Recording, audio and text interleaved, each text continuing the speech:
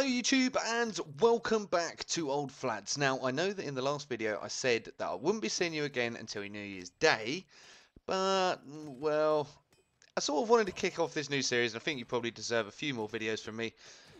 Have been a little bit, not lazy, but I haven't been punching out the content as I probably should have done over Christmas. Okay, so what we are watching today is the multi-hill game mode on Ace of Spades, and more specifically what I wanted to talk about today was the Marksman and how I play the Marksman. Now, I want to get away from those videos that I've done in the past where I said you need to do this, you need to do that, because a lot of the time, firstly, it's down to individual play style, and secondly, I'm not always right, and I can't be going about thinking that I am always right. So basically, we're going to talk through how I play the Marksman and how you can still play the objective even using a sniper that just has a pistol. So basically, off the bat, what I want to just say is that I want to try and play the objective as much as possible. There's a bit of a strange scoring system in Ace of Spades because they haven't got a ranking system sorted out yet, or anything along those lines. Every game is sort of...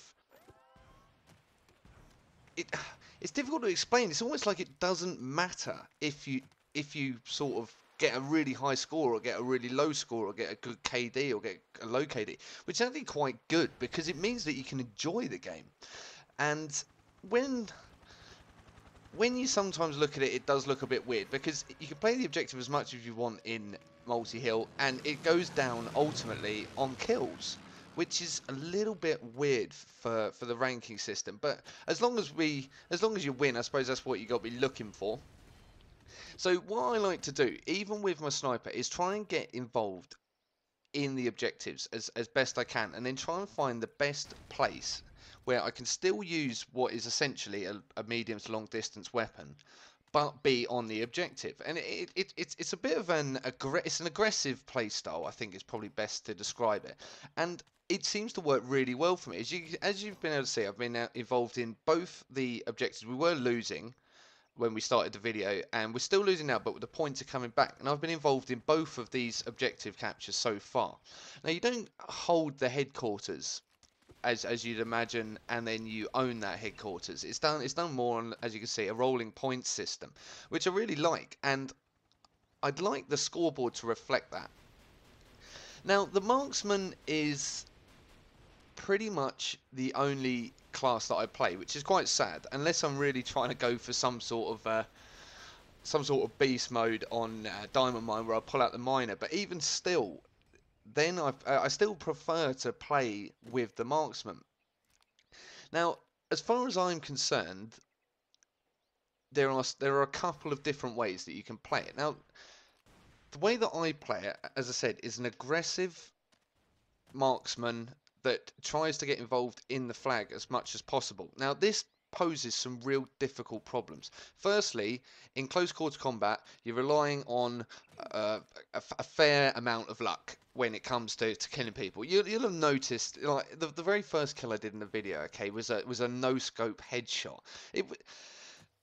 I know roughly where I need to point in order to get those sort of shots, but pulling them off, they're sort of, at best, I'm going to say they're a 1 in 5 shot, which might seem quite low considering how many times that you could probably try them and not hit them. But I reckon I could probably hit 1 in 5, maybe 1 in 7 or 8 of those shots because I know the general area I need to be looking at. And I think that's one of the good things about the way that they've laid out the classes, because there's no real interchanging apart from between the minigun and the rocket launcher on the commando.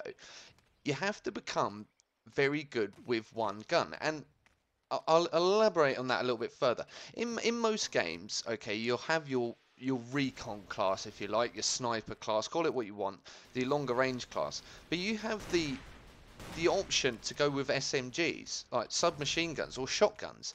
Now, what they tend to do is they tend to sort of draw away from the actual skill of a player within that class. BF3 is a perfect example of this, okay? Using a sniper rifle in BF3 is something that takes an awful lot of skill. but people can get a very high score per minute by using an SMG in the recon class, in the sniper class, and that's not indicative of their ability within that individual class. It tends to be, this is general speaking, okay. I know there's going to be plenty of people that can go completely ham and only use the sniper rifle, okay. I understand that. But generally, what you're looking at is people rushing around with an SMG, getting a ton of kills. But you can do that in any class you want, so it doesn't really separate the classes. And this is where this game does particularly well, I think, because it means that if you're going to play it as the marksman, you got to be pretty handy with a sniper rifle. There isn't really too many ways around that fact. You've got to be pretty good with a sniper rifle, and if you're going to play like I'm playing, which is aggressive, you've got to be pretty good over lots of distances. Now, I'm not the greatest player. I would consider myself to be fairly good at this game, though, and I like it. I like the way it does that. It's the same with the miner. The miner is completely and utterly useless over long distance. So in order to be good with the miner, you've got to know how to get in close and get right up and against the enemy players, and that makes you good. If you can do that consistently, that makes you a good player. There's not too many arguments about that. You become a very good player just as a result of doing that. See, that's that no scope shot again, right? It doesn't work unless you get very lucky, and there is the miner doing what he does best from close range. So that's fair enough. Now, as you would have seen so far, I've been playing the objective as best I can. It gets a bit difficult here because they pull off a pretty good move. In fact, it might be a bit later on, but what they actually do is collapse the bridge, which means that getting involved in capping that is very, very difficult because it's so close to their spawn. Their snipers are already in position. And it means that trying to attack that is a very, very difficult task. as a pull off a low scope headshot. As I say, if you can get in close enough, this is a very, very powerful weapon. But you have to be really close, and you've got to still roughly know where on your screen you're going to hit these people. So, as I say, I'm in and around the objective. This is exactly where I like to be in any game that I'm playing. Right on top of the objective, involved, doing as best I can. What you are going to see happen soon is that I'm going to start going on a revenge streak. And then we're going to see the other side of how I don't like people playing. And I'm not going to say that I don't like people sniping from long distances, because that's just plain dumb. I mean, it's a long distance weapon. If it makes sense to post people up on the hills, which, as you can see, is very easy to do because this map is so big and so open. You can get up the sides and actually aim down into what is essentially a kill zone, and that gives you the opportunity for loads and loads of kills. But it doesn't, because of the scoring system. Like I was saying, I'll revert back to the scoring system. You can stand up there the whole game and get 40 kills and come top of the leaderboard in this particular game mode. Now, that shouldn't bother me, and to be honest, it doesn't really bother me. I just like to see it change for when a ranking system comes in, because if I've been playing as an aggressive recon and actually capping points and actually trying to get people off of the point from a closer range, and then actually getting involved with capping the flag, I would like to see some sort of reward for it. And as you can see, that's where they collapsed the bridge. Now that headquarters is essentially a massive open area inside a river, right opposite their spawn. It was going to be very, very difficult to get involved in that. But it's a clever move. It's a very clever move, and I quite appreciate that. And for all its simplicity, this game does have these little traits that, I mean, tactically, especially on this game mode, a team would absolutely destroy a group of randoms, and you can almost guarantee that a team of people working together would destroy them because of these little tactical advantages. You see here, I pull out the sniper who for some reason had set up shop right there. He could not have been in a worse place. But now you can see the guys on the hills.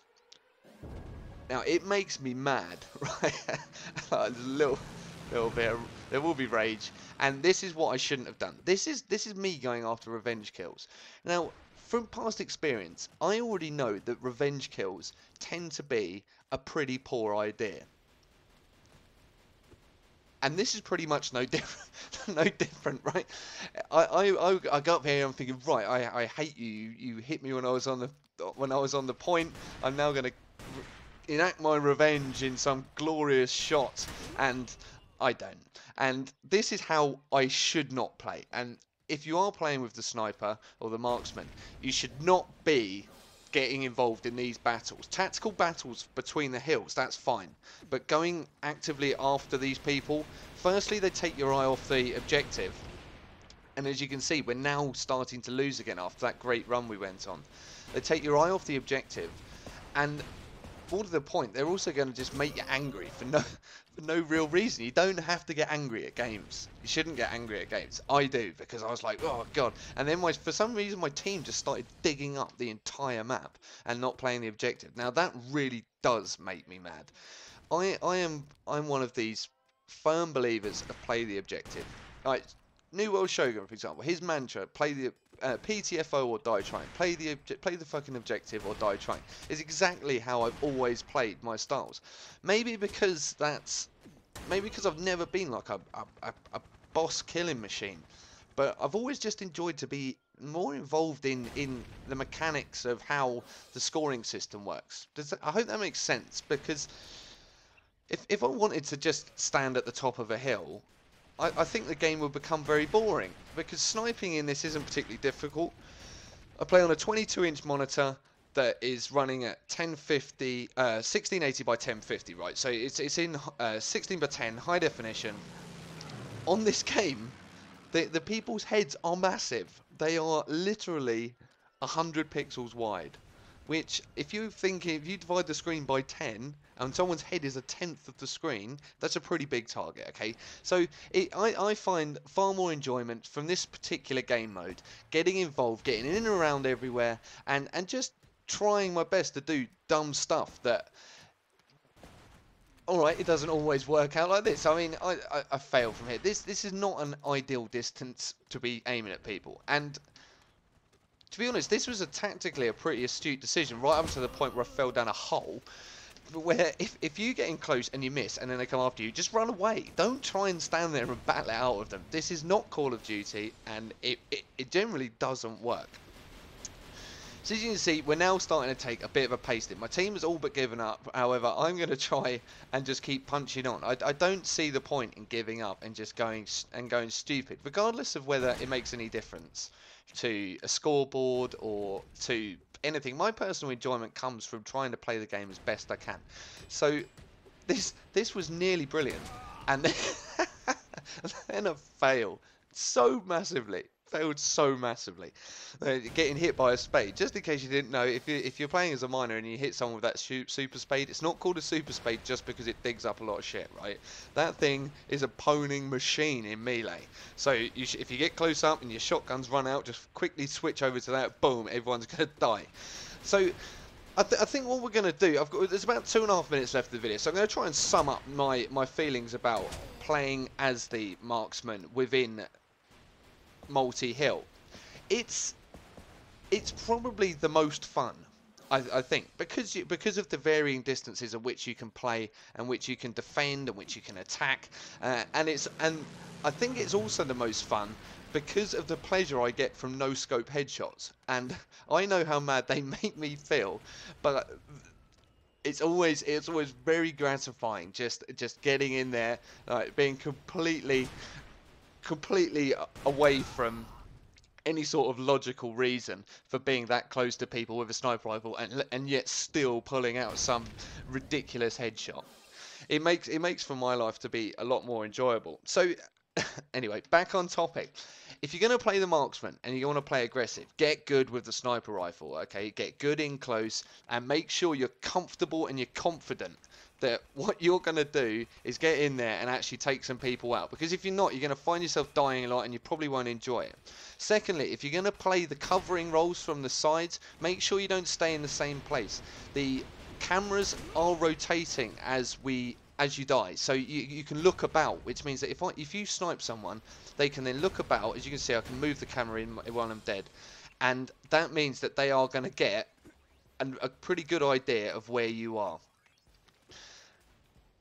Also, to come on with that point, if you're up in the hills shooting down, make sure you are covering the people that are defending the actual point. It's no good shooting into someone else's spawn, okay?